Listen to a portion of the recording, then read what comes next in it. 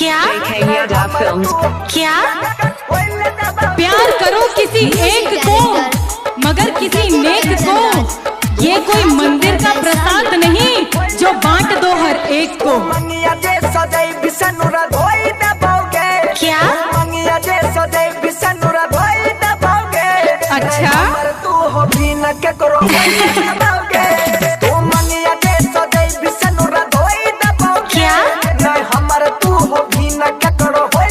अच्छा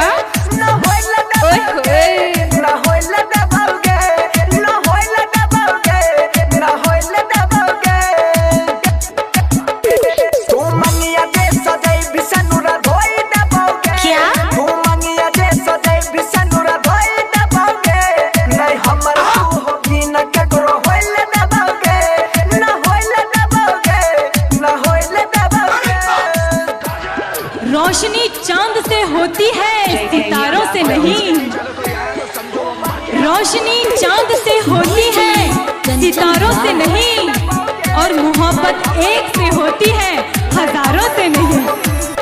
नीम चौक चौसीमा वैशाली।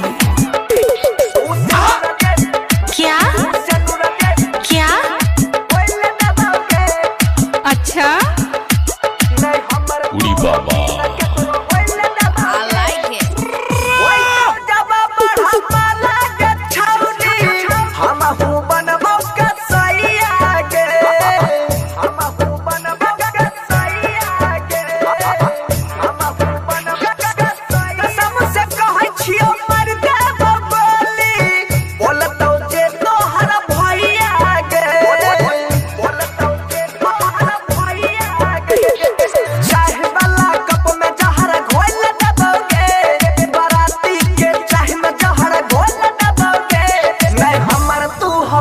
क्या करो तू मंगिया जे सदै भी सनुरा धोई देबोगे, तू मंगिया जे सदै भी सनुरा धोई देबोगे, नहीं हमर तू हो भी न क्या करो होइला देबोगे, न होइला देबोगे, न होइला देबोगे। चांद को भी मिल गई चांदनी, अब सितारों का क्या होगा।